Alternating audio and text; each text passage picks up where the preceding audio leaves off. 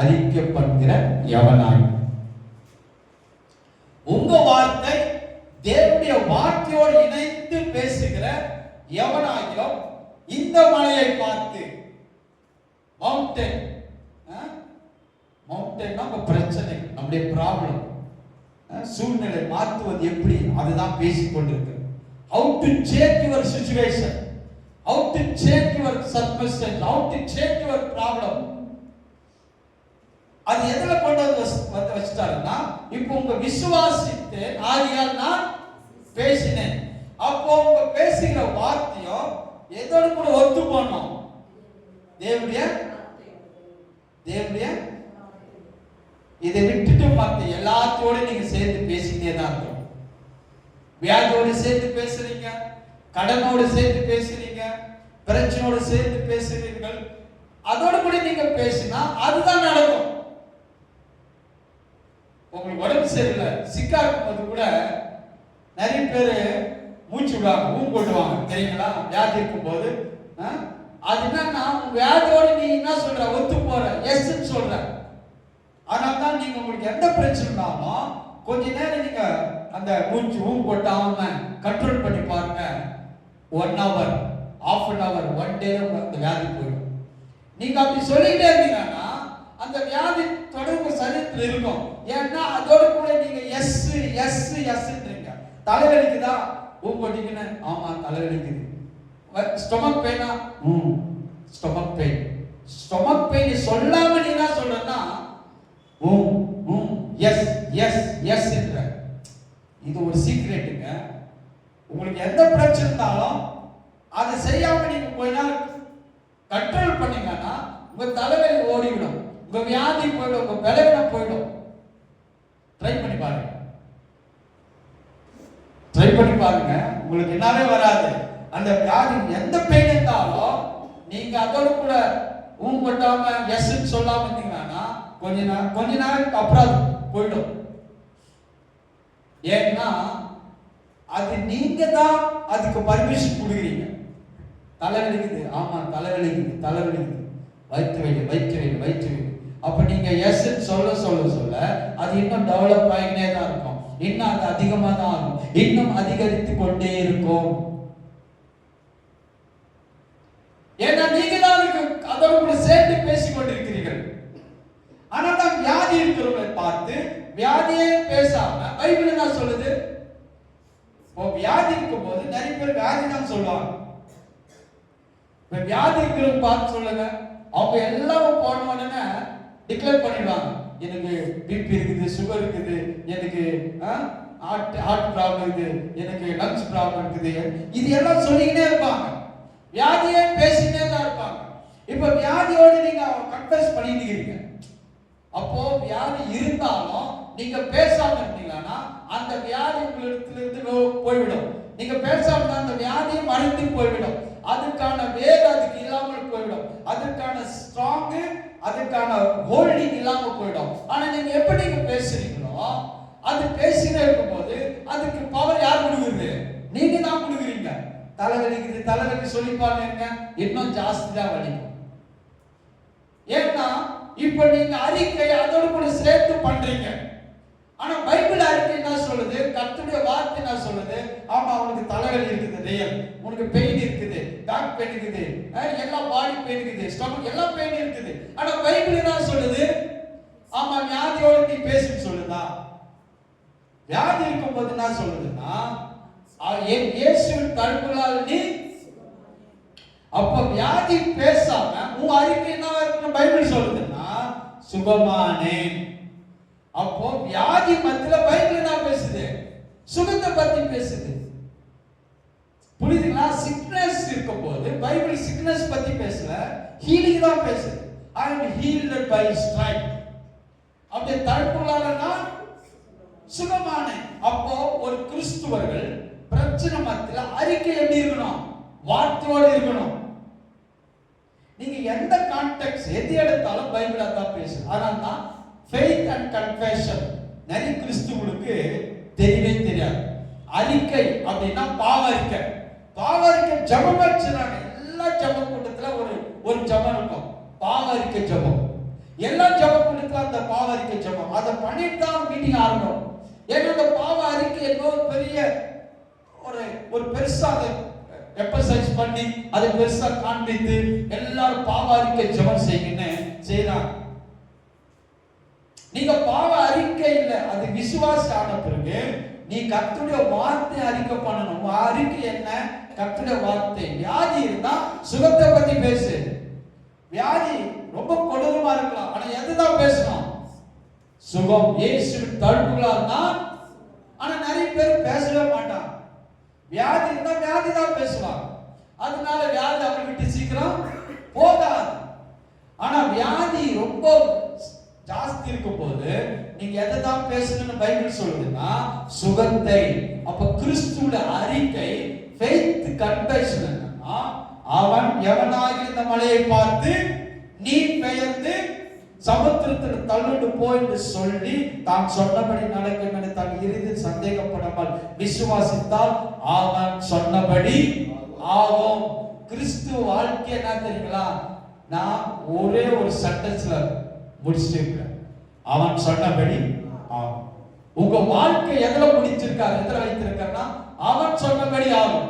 நீங்க அவிசுவாசமா நெகட்டிவா எது பேசினாலும் அதன்படி ஆகும். ஏன்னா அவன் சொன்னபடி ஆகும். இப்ப கன்ஃபெஷன் என்னன்னா ஃபெய்த் கன்ஃபெஷன் வரணும். உங்க அறிக்கை விசுவாச அறிக்கையா இருக்கும். அதை விட்டுட்டு வியாதி அறிக்கை பண்ணு. இப்ப நம்ம பொருளாதாரத்தோட பாருங்க, இப்ப நமக்கு கடன் இருக்கும் போது நிறைய பேர் கடத்தை தான் பேசுவாங்க. எனக்கு இவ்வளவு கடன் இருக்கு, இந்த கடன் அடைக்க முடியல, இந்த கடன் அடைக்க முடியல, இந்த கடனை நம்ம போகல, இந்த கடனை தீர்க்க முடியாது அப்படின்னு அதை அடைக்க முடியாதுக்கு தான் பேசிக்கொண்டிருப்பான். ஆனா பைபிள் என்ன சொல்லுது? நீயும் கடன் வாங்க மாட்டாய், ஜாதியில் கடன் கொடுப்பான். இப்போ அந்த வசனத்தை நாம எப்போது பேசுவோமா? கடன் இருக்கும் போது. ஆனா பைபிள் சொல்லுது அதுதான் பேச வைக்கிறது. கடன் இருக்கும் போது நீ எதை பத்தி பேசணும்? நானும் கடன் வாங்க மாட்டேன், அநேக ஜாதிகளுக்கு கடன். அப்படிதான் விசுவாச அறிக்கை என்பது உங்க வார்த்தை தேவனுடைய வார்த்தையோடு சேரணும். That is faith confession. விசுவாச அறிக்கை என்பது உங்க வார்த்தை தேவனுடைய வார்த்தையோடு சேர்ந்துடணும். போன வாரம் காண்பித்தேன், பாபிலோன் அந்த கோபுரத்தை கட்ட ஜனங்க எல்லாம் அவங்களுக்குள்ள ஒரே பாஷை, ஒரே பேச்சு. அதை பத்தி பேசியிருக்கோம்.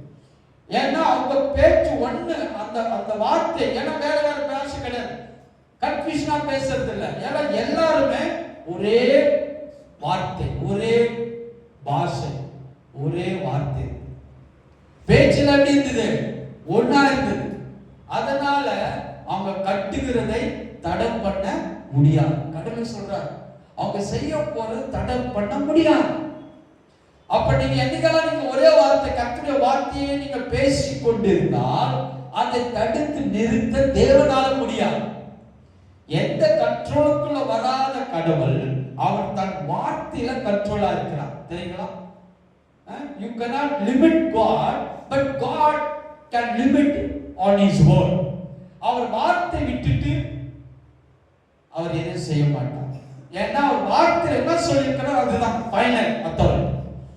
அந்த கிறிஸ்துவர்கள் விசுவாச அறிக்கை faith confession என்பது நீங்க கர்த்தருடைய வார்த்தை எடுத்து நீங்க பேசிக்கொண்டே இருக்கணும். அதுதான் கிறிஸ்துவ விசுவாச அறிக்கை. இந்த அறிக்கை கிறிஸ்துவர்களுக்கு தெரியாது. அவங்க கர்த்தருடைய வார்த்தையை பேசுவது கிடையாது. ஆனால் விசுவாச அறிக்கை ஒவ்வொரு நாள் அறிக்கை. அவன் சொன்னபடி ஆகும், அவன் சொன்னபடி ஆகும். இப்போ ஃபர்ஸ்ட் அந்த எரிகோ பாபிலோன் கோபுரத்தை கட்டுவதற்கு அந்த ஜனங்கள் அந்த பெரிய ஒரு வேலை தடுத்து நிறுத்தவே முடியாது கர்த்தர் சொன்னார். ஏன்? அவங்க எல்லாருமே பேச்சு எப்படி இருந்தது? இன்னைக்கு ஒரு பேச்சு, நாளைக்கு ஒரு பேச்சு பேசுறாங்க. கிறிஸ்துவ ஜெபிக்கும் போது நல்லா ஜெபிப்பார்கள். ஜெபித்த பிறகு அந்த ஜெபத்தை அவங்க மைனஸ் பண்ணுவாங்க. அந்த அவங்க பேசின. இப்போ ஜபத்துல கர்த்தருடைய வார்த்தையோடு சேர்ந்து ஜெபிக்கிறார்கள். ஜபம் முடிந்த பிறகு அவங்க வார்த்தை வேற, கர்த்தருடைய வார்த்தை வேற. அதுக்கப்புறம் அவங்க வார்த்தை எதோடு கூட ஜாயின் ஆகிறது இல்ல, வார்த்தையோடு. இங்கதான் மிஸ்டேக். ஜபத்துல கர்த்தருடைய வார்த்தையோடு இணைந்து விசுவாசத்தை அறிக்கை பண்றோம், பேசுறோம். ஆனா ஜபம் முடிந்த பிறகு நீங்க வேலைக்கு போறீங்க, வீட்டுக்கு போறீங்க, எங்க போறீங்க, அங்கேயும் உங்க வார்த்தை எதோடு கூட சேரணும். இப்ப சூழ்நிலை வேற மாதிரி இருக்கும். வெளியே போயிட்டீங்கன்னா கர்த்தருடைய வார்த்தைக்கு ஆப்போசிட் தான் இருக்கும். நீ கர்த்தர் நாம கடன் வாங்க மாட்டோம், அநேக ஜாதிகள் கடன் கொடுப்பேன் அப்படின்னு பேசி பாருங்க, கடன்கார வீட்டுக்கு வந்திருக்க மாட்டான், அன்னைக்குதான் வீட்டுக்கு வந்திருப்பான். பொருளாதாரத்தை பத்தி நான் பேசிருப்போம் அன்னைக்கு, அப்பதான் பொருளாதார பிரச்சனை அதிகமா போகும். இப்ப நீங்க இயேசு தழும்புலாம் சுகமான பேசுங்க, அப்பதான் ஜாஸ்தி வலிக்கும். இதுதான் லிட்டரல், இதுதான் ரியல். அப்ப ஜாஸ்தி வலிக்கும் போது நீங்க என்ன பண்ணுவீங்க? இயேசு தழும்புலாம் சுகமான சொல்ல மாட்டீங்க. பிசாசுக்கு அதுதான் தேவை. பிசாசு ஏன் உங்களுக்கு வலி கொடுக்குறான்? இப்போ நீங்க ஒண்ணுமே சொல்லணும், நார்மலா உங்களுக்கு தலைவலியோ வயிற்று வலியோ வியாதி இருந்துகிட்டே இருக்கும், நார்மலா வியாதி வந்துட்டே போயின்னு இருக்கும். ஆனா என்னைக்கு நீங்க இயேசுவின் தழும்புலால குணமான அப்படி நீங்க சொல்ல ஆரம்பிக்கும் போது நான் சொல்லுகிறேன், உங்க வலி உங்க வியாதி கொஞ்சம் ஜாஸ்தி ஆகும். அப்பதான் நீங்க 100% நினைக்கணும், இந்த பிரச்சனைக்கான வேலை நடக்கிறது. ஏன்னா இப்ப பிசாசு என்ன பண்றான்? அவன் வேலை செய்ய ஆரம்பிச்சிருக்கிறான் ஜாஸ்தி. கொஞ்ச நேரத்துக்கு முன்னாடி வலியெல்லாம் கம்மியா தான் இருந்தது, இயேசு தழும்புலால் சுகமான அப்படின்னு சொல்லும்போது ஜாஸ்தி வலிச்சதுன்னா நீங்க புரிஞ்சிருக்கணும், பிசாசு ஏதோ ஒண்ணு வேலை செய்யறான். அப்போ என் அறிக்கை நான் விடவே கூடாது. பிசாசை எதிர்த்து நெல்லுங்கள். சொல்லுங்க, பிசாசை எதிர்த்து. வேற என்ன சொல்ல தேவையில்லை, பிசாசை எதிர்த்து நில்லுங்கள். ஏன்னா நாம நிக்க மாட்டோம், இங்கதான் நாம் மிஸ் பண்ணிடுறோம். ஒரு பிரச்சனை வரும்போது எதிர்த்து நிக்கிறது கிடையாது. பிசாச நீ பைபிள் அவனோட யுத்தம் பண்ணு, அவனோட நீ பேசு, அவனோட இதெல்லாம் பண்ண சொல்ல பைபிள். பிசாசை எதிர்த்து அவ்வளவுதான் நிக்கணும். ஏன்னா நாம அந்த பிசாசு முன்னாடி நிக்க தெரிஞ்சுனா போதும். நீங்க ஒண்ணு சேரல, நீங்க அறிக்கை பண்ணிட்டு இயேசு தழும்புலால் சுகமான, இயேசு தழும்புலால் சுகமான சொல்லி அந்த பிசாசு பிரச்சனைக்கு முன்னாடி நின்னா போதும். அப்போது பிசாசு உங்களை விட்டு நின்னா ஓடி போடும். வியாதி நின்னா பிரச்சனை ஓடி போடும், நின்னா கடன் ஓடி போடும், நின்னா பிரச்சனைகள் ஓடி போடும், நின்னா எல்லா தரித்திரங்கள் ஓடி போடும். நின்றால் எல்லாம் நம்ம விட்டு ஓடி போகும். ஏன் ஓடாம இருக்குதுன்னா நாம நிக்கல. அதனால்தான் இதை நாம முடிக்க போறோம். இந்த லாஸ்ட் இந்த ஃபெய்த்ல கடைசி என்ன தெரியுங்களா? விசுவாசம் அறிக்கை. இதுக்கு நீங்க இதை புரிஞ்சுட்டீங்கன்னா அதுக்கப்புறம் நீங்க பிரச்சனை பேசவே கூட பேச மாட்டீங்க. நீங்க பிரச்சனையே பேசிட்டீங்கன்னா அப்ப நீங்க எதை கன்ஃபெஸ் பண்றீங்க? பிரச்சனை தான். வியாதியை பேசினா எதை கன்ஃபெஸ் பண்றீங்க? வியாதியா தான். அப்போ கிறிஸ்து வாழ்க்கையில, விசுவாச வாழ்க்கையில உங்க அறிக்கை ரொம்ப முக்கியம். ஆனாதான் இன்னைக்கு நாம் ஜெபிக்கிற ஜெபம் அவன் சொன்னபடி ஆகும் இல்லைங்களா? அடுத்தது அந்த வசனம் 24ல, ஆக நீங்கள் ஜெபம் பண்ணும்போது எவைகளை கேட்டுக்கொள்வீர்கள் அவைகளை பெற்றுக் கொள்வது என்று விசுவாசிங்கள், அப்போது அவைகள் உங்களுக்கு உண்டாகும். அப்போ ஜெபத்தை பத்தி நான் அடுத்தது போதிக்க போறேன். நாம் ஜெபிக்கிற எல்லா ஜெபம் 100% ஆன்சர். எத்தனை பர்சன்ட்? 100% ஆன்சர். ஆனா இன்னைக்கு 0.0.0.0.1 கூட ஆன்சர் இல்லை. கிறிஸ்துவ அளவுக்கு ஜெபிக்கிறாங்க தெரியுங்களா? நீங்க ஜெபிக்காம இருக்கீங்களா? எல்லாம் ஜெபிக்கிறீங்க, ஆனா ஏன் ஆன்சர் இல்லை? ஏன் நம்ம ஜெபத்துக்கு பதில் இல்லை? இதெல்லாம் நான் போதிக்க போறேன். ஏன்னா இப்போ நீங்க ஜெபித்த பிறகு உங்க அறிக்கை வேற மாறி. ஜெபம் பண்ணிட்டீங்க, அதுக்கப்புறம் பிரச்சனை வருது, கடன்காரர் வரா, அது வருது, இது வருது, வியாதி வருது, பிரச்சனை வருது. இப்போ உங்க அறிக்கை மாறி போகுது. இங்கதான் நாம மிஸ் ஆகும். அவன் சொன்னபடி ஆகும். விசுவாசித்தேன் ஆகையால் பேசினேன். நீங்க ஜெபிக்கிற எல்லா ஜெபத்திற்கும், நீங்க பேசுகிற அத்தனை வார்த்தைக்கும் கர்த்தர் சொல்லிட்டாரு, அவன் சொன்னபடி ஆகும், நான் சொன்னபடி ஆகும், நீங்க சொன்னபடி ஆகும். ஆமென். அவன் சொன்னபடி ஆகும், நீங்க சொன்னபடி ஆகும். ஏன் இது ஆகலன்னா, இந்த விசுவாச அறிக்கையில நாம் நிக்கிறது இல்லை.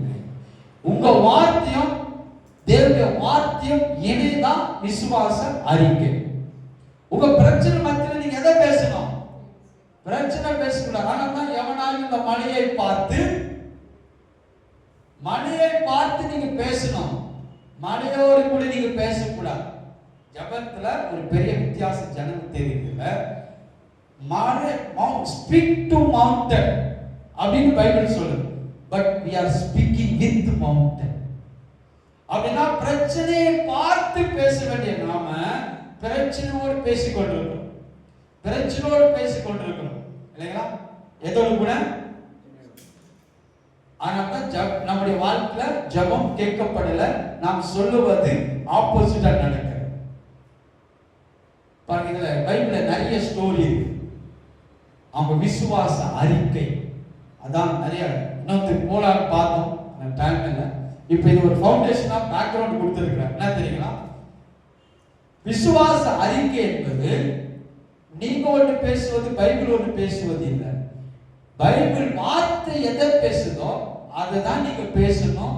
That is called faith confession. சொல்லுங்க எல்லாரும், என்ன கன்ஃபெஷன்? ஃபெய்த் கன்ஃபெஷன் என்ன? நீங்களும் தேவ வார்த்தையும் ஒன்றா இருக்கணும், சேர்த்து பேசணும். உங்க ப்ராப்ளம், உங்க பிரச்சனை, உங்க வீட்டுல உங்க சூழ்நிலை, உங்க கணவன் மனைவி பிள்ளைகள் அவங்க எப்படியெல்லாம் இருக்கலாம். ஆனா உங்க வார்த்தை மாத்திரம் எதோட கூட இணைந்து இருக்கணும், எதோட கூட கனெக்டடா இருக்கணும், எதோட கூட சேர்த்து இருக்கணும். தேவனுடைய இட்ஸ் கிளியர். புரியுதுங்களா? உங்க வீட்டுல 1000 பிரச்சனை இருக்கலாம், நம்ம கூட 1000 பிரச்சனை இருக்கலாம். ஆனா நீங்க பேசுகிற வார்த்தை எதோட கூட சேரணும்? தேவனுடைய வார்த்தை. அதுதான் விசுவாச அறிக்கை. ஆமா, பெரிய பிரச்சனை இருக்குது, மழை பெருசா இருக்குது, இல்லைங்களா? அதான் சொன்னார், எவனாலும் இந்த மலையை பார்த்து. அப்ப அவனுக்கு முன்னாடி என்ன இருக்கு? மலை இருக்குது, மவுண்டன் இருக்குது, கடன் இருக்குது, வியாதி இருக்குது, பிரச்சனை இருக்குது, தோல்வி இருக்குது, வறுமை இருக்குது, தரித்திரம் இருக்குது, எல்லாமே இருக்குது. அதுதான் ஒரு பெரிய மவுண்டன். ஆனா அந்த மவுண்டன் நிற்கும் போது உங்க வார்த்தையும் அந்த மவுண்டன் வார்த்தை ஒன்னாக கூடாது. நீங்க அதுக்கு எதிர்த்து பேசணும். அப்ப உங்க வார்த்தை எதோடு கூட சேர்ந்து இருக்குன்னா தேவனுடைய வார்த்தை. அந்த விசுவாசித்தேன் ஆகையால் பேசினேன். தாவீது அறிக்கையிட்டார். அதான் நெக்ஸ்ட் வீக் எடுக்க போறோம்.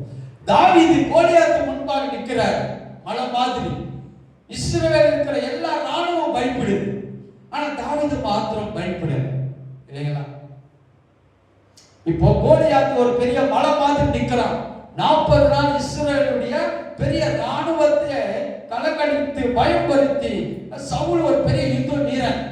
ஆனா சவுலை பயந்து வீட்டில் இருக்கிறார், போக மாட்டேன்றாங்க களத்திற்கு. ஆனா அவ்வளவு பெரிய மவுண்டன் தாவீது முன்பாக போய் நிற்கிறான். நின்ன உடனே அதான் அடுத்த வாரம் எழுத போறோம். அவன் எப்படி விழுத்தான், எப்படி அவன் சாகடித்தான், எப்படி கோலியாத்தை கொன்றான். சீக்கிரம் தான் தெரியுங்களா? அவன் வார்த்தை தேவனுடைய வார்த்தையோடு கனெக்டட். கோலியாத்தும் பேசுறான், தாவீதும் பேசுறான், 2 பேரும் பேசினார்கள். ஆனா தாவீது பேசின வார்த்தை தான் கோலியாத்தை கொன்றான். இப்ப நீங்க பிரச்சனை மத்தியில, மவுண்டன் மத்தியில, கடன் மத்தியில, வியாதி மத்தியில, பாவத்தின் மத்தியில, பிசாசு மத்தியில அவன் முன்பாக நீங்க நிற்கும் போது நீங்க எந்த வார்த்தையோடு கனெக்டடா இருக்கிறீங்க, எந்த வார்த்தை நீங்க அறிக்கை பண்ணுறீங்க, இது ரொம்ப முக்கியம். இப்ப கடன் இருக்குது, பொருளாதார பிரச்சனை இருக்குது, அதையே பேசினா நீங்க அதோடு கூட ஒத்து போய் அதை இன்னும் பெருசா இருக்கும், இன்னும் கடன் வாங்கி கொண்டே இருப்பீங்க, இன்னும் கடத்தின் மேல் கடன் போய்கொண்டே தான் இருக்கும். ஆனா அதுக்கு என்ன தெரியல, பைபிள் சொல்லுது, நானும் கடன் வாங்க மாட்டேன், அநேக ஜாதிகள் கடன் கொடுப்பேன். ஜாதியில் கடன். அப்ப அந்த வார்த்தை நீங்க சொல்லும் போது கடன் பிரச்சனை இன்னும் ஜாஸ்தி ஆகலாம். ஆனா ஜாஸ்தி ஆகுதுன்னா இந்த வார்த்தை வேலை செய்யுதுன்னு அர்த்தம்.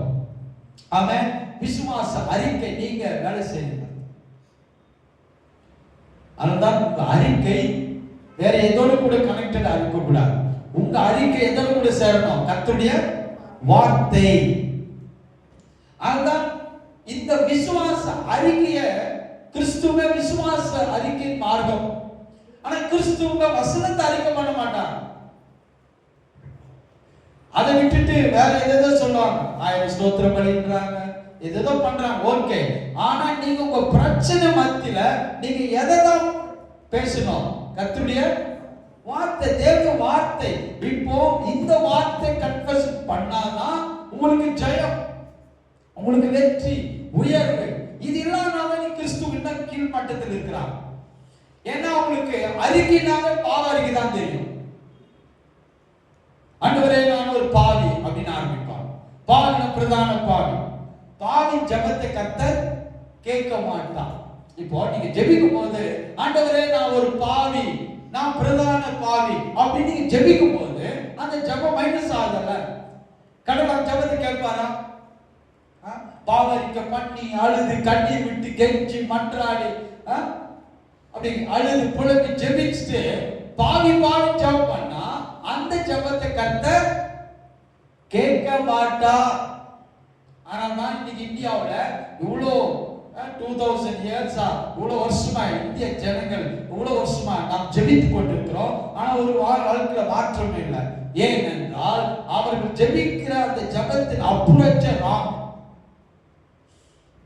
நான் பாவி, ஆண்டவரே என்னை பரிசுத்தப்படுத்த, நான் பாவில பாவி, பிரதான பாவி, இந்த சமூகத்துல வருகிறேன், உம்மிடத்துல வந்து கெஞ்சுறேன், உம்மிடத்துல கேட்கிறேன் அப்படின்னு ஜெபிக்க ஆரம்பிக்கும் போது அந்த ஜெபம் கேட்கப்பட மாட்டார். ஏன்னா நீங்க பாவ அறிக்கை கிடையாது, விசுவாச அறிக்கை தான். கிறிஸ்துவத்துல மிகப்பெரிய அறிக்கை என்ன அறிக்கை? விசுவாச அறிக்கை. இப்ப கர்த்தருடைய வாக்குத்தத்தங்கள்லாம் கிறிஸ்து இயேசுவுக்குள் ஆமென் என்றும் ஆமென், இது எல்லாருக்கும் தெரியும். இந்த ஆமென் ஆமென் என்று இருக்குது. இப்போ இயேசு கிறிஸ்து பிதாவின் வலது பாதத்தில் உட்கார்ந்து கொண்டு 2000 இயர்ஸா ஒரு ஜெபம் பண்றார். யாருக்காக? நமக்காக. என்ன ஜெபம் பண்றாருன்னா பிதாவிடத்துல பரிந்து பேசுறார். நான் பரிந்து பேசுறாரு. இந்த பரிந்து பேசுகிற இன்டர்செஷன் பிரேயர் எல்லாருக்கும் தெரியும். ஆனா ஜீசஸ் இயேசு பரலோகத்துல பிதாவிடத்துல ஜெபிக்கிறார். யாருக்காக? எனக்காக, உங்களுக்காக. ஆனா அவரும் ஜெபிக்கிறார், நாமும் ஜெபிக்கிறோம், ஒண்ணு நடக்கல. ஏன்னா இப்போ ஏன் ஜெபம் ஏன் அறிக்கை வேற, ஆனா அங்க கர்த்தருடைய அறிக்கை வேற. இப்போ இயேசு எஸ் எதுக்கு சொல்வாருன்னா, நீங்க உங்க அறிக்கை உங்க ஜெபம் எல்லாம் எதோட கூட இணைந்திருக்கணும்? கர்த்தருடைய வார்த்தை. இந்த வாக்குத்தத்தத்தோடு தான் சேர்த்து இந்த வசனத்தோடு நீங்க ஜெபித்து அறிக்கை பண்ணா அதுக்கு தான் பரலோகத்துல இயேசு எஸ் சொல்வார். ஆனா கிறிஸ்துவங்க வசனம் ஒண்ணு இருக்கு, இவங்க ஒண்ணு பேசுறாங்க. அதனால பரலோகத்தில் இருக்கிற இயேசு அவங்களுக்கு உதவி செய்ய முடியவில்லை. அதனால தான் அறிக்கையில ஃபெயிலியர். பாவ அறிக்கையில தான் ஜோரா இருக்கணும், ஆனா விசுவாச அறிக்கையில அவனுக்கு தெரியல. விசுவாச அறிக்கை, faith confession means speak the word of God.